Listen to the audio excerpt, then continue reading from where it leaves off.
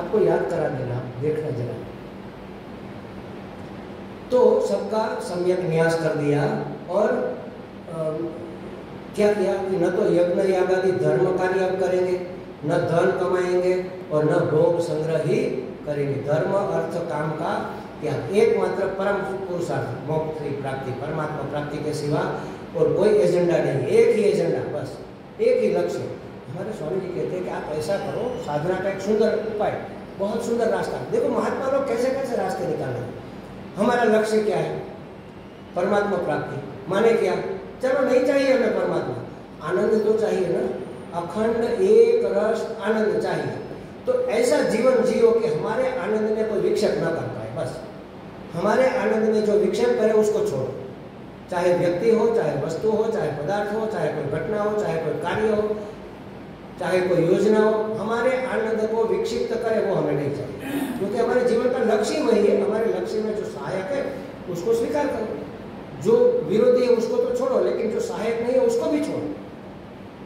अपने अंतिम सिद्धि क्या है? जैसे समझो भगवान आए और कहे कि चलो हम तुम्हें सिद्धि देते हैं, क्या चाहिए? हम कहेंगे कि हम किसी के मन की बात जान जाए, और जान जाने से क्या होगा? खुशी होगी क्या? अगर दुख होता है तो हम चाहेंगे, आनंद के लिए चाहेंगे ना। फिर अपनी हम बड़ी बड़ी वो करेंगे कि अरे आपके मन में क्या है हम बता देंगे, आपके मन में क्या है बता देंगे, तो हमारी प्रशंसा होगी, हमें आनंद होगा। आनंद के लिए तो करेंगे। अगर दुख होगा तो अगर हमने किसी के मन की बात जान ली और वो बात अच्छी नहीं थी, उसको पता चल गया, वो डंडा लेकर पीछे दौड़ेगा कि नहीं? कि हमारा प्रचार कर देते हो, हमारी पोल खोल देते हो, तो फिर सुख हुआ कि दुख हुआ? तो जहाँ अंतिम लक्ष्य तो आनंद ही है ना, तो आनंद में सभी सिद्धियां समा जाती है। तो एक ही को पकड़ो ना, हमारे आनंद को, हमारे लक्ष्य को जो अनुकूल है, बस ऐसा जीवन जियो। हमारे आनंद को विक्षिप्त कोई न करे, इतना ही ख्याल रखना है। ये सबसे उत्तम साधना, सबसे बेस्ट साधना हो गई। तो यहाँ पर भी उसने सबका त्रैवर्गिक सम्यक न्यास कर दिया। और भगवान ही मेरे, मैं ही भगवान का, बस बाकी किसी से कुछ लेना देना नहीं। ऐसी निश्चित बुद्धि बना दी, अन्य कुछ भी नहीं। और फिर सुखदेव जी से पूछा कि भगवान ने अपनी माया से इस संसार की सृष्टि कैसे की है, बताओ मुझे। अपनी माया से इस संसार को कैसे रचा, कैसे उसको पालते हैं, और अनंत शक्ति भगवान किस शक्ति से अपने आप ही खिलौने की तरह अपनी माया के साथ खेल खेलते हैं। ये सब भगवान का ही तो खेल है, भगवान का ही तो ड्रामा है, सब नाटक कर रहा है।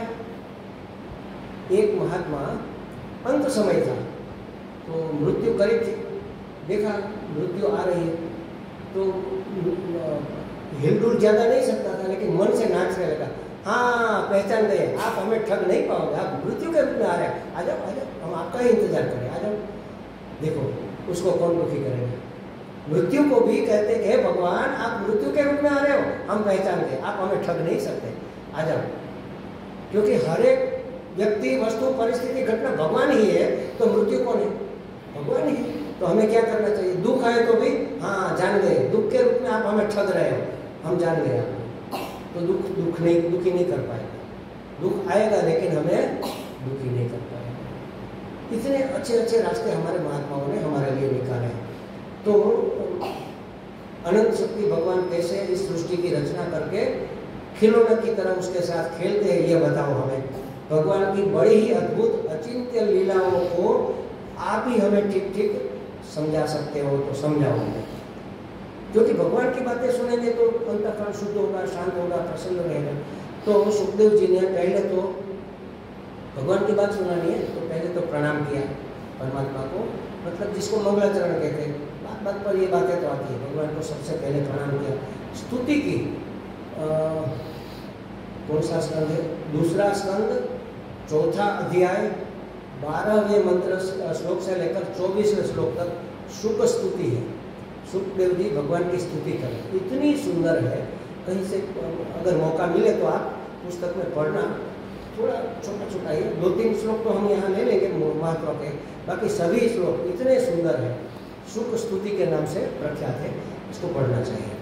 तो पहले तो उसने भगवान की स्तुति की, नमः परस्मै पुरुषाय भूयसे सदुद्भव स्थान निरोध लीलया दुहित शक्ति तृप्तयाय देहि नाम अंतर्भवायानुपलक्ष्ये वर्त्मनि।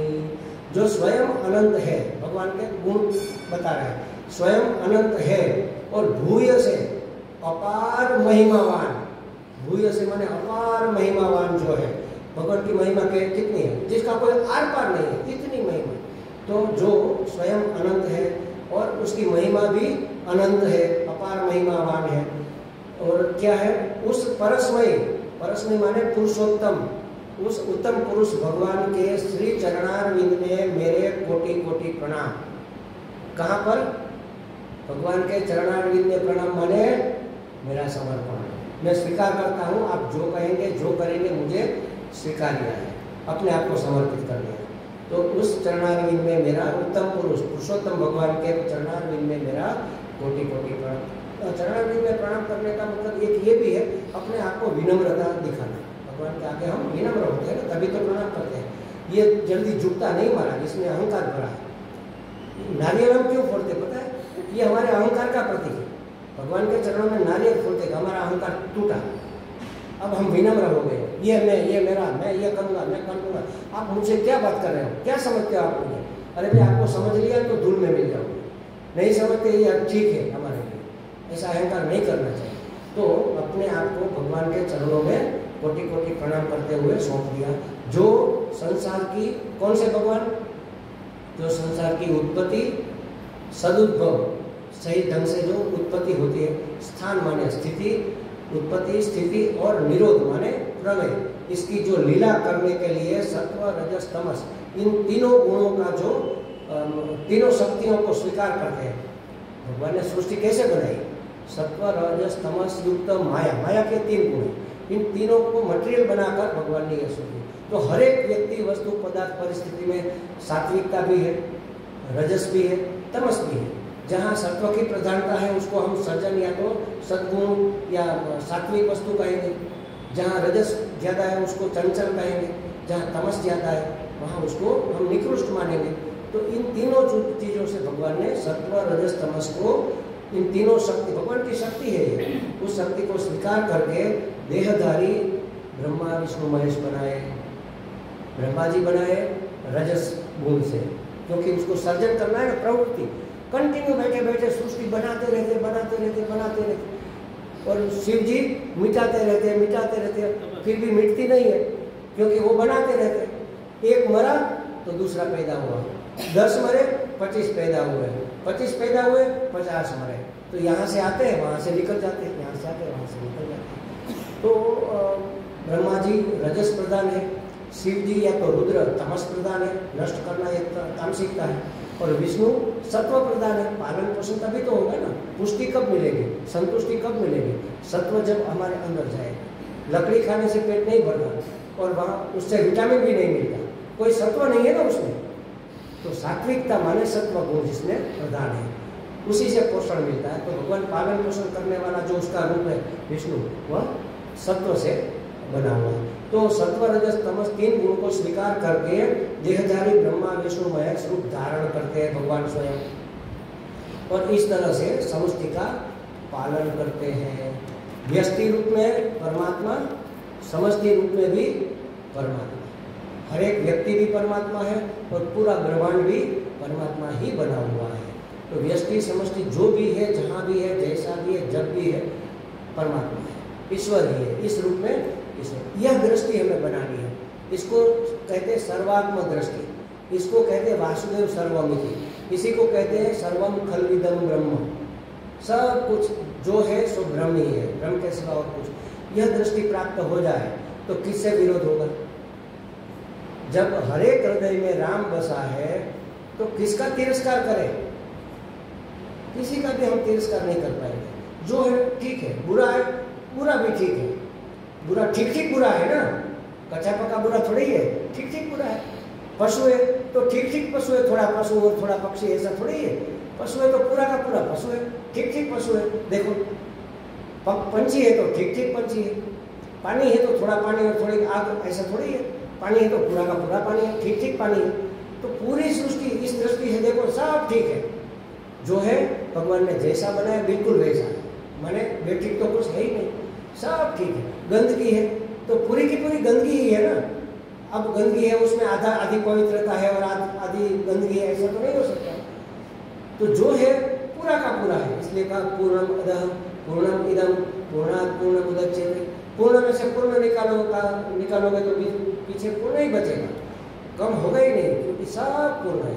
हम मनुष्य है तो पूरे मनुष्य है, आधे पशु थोड़ी है। या तो नरसिंह भगवान है तो बिल्कुल नरसिंह, नर और सिंह का ही ठीक ठीक रूप है, बेठीक नहीं है, कुछ भी बेठीक नहीं है। हमारा जो है सो ठीक है, बस इतना स्वीकार हो जाए, इतनी शांति होती है। एक बार भी हुआ तो भी शांति होगी, बार बार हुआ तो अनंत शांति होगी, और हर बार हुआ तो शांति की कोई सीमा नहीं रहेगी। जो है ठीक है, बढ़िया है, बहुत है। इसी तरह का ये होना था, इसलिए तो ये है। सांस अगर सांस नहीं होगी, माँ अगर माँ नहीं होगी, तो अगर डार्कनेस नहीं है तो उजाले का पता कैसे चलेगा। अगर कड़वा कभी जिसने खाया ही नहीं, उसको मिठास का क्या मजा है। जिसने खिचड़ी नहीं खाई वो पुलाव कैसे उसको उसका रस ले पाएगा। तो कहने का मतलब हर एक वस्तु की अपनी अपनी वैल्यू है। इसी के बैकग्राउंड में ये दिखता है। दुर्जन इतने दुर्जन है, इसलिए तो सज्जन की वैल्यू है। सब हमारे स्वामी जी एक उदाहरण देते हैं। देखो सिनेमा देखने जाते हैं ना, तो उसमें एक हीरो होता है, एक हीरोइन होती है, थोड़ी कुछ घटनाएं कहानियाँ होती हैं, एक आध कोई विलन होता है।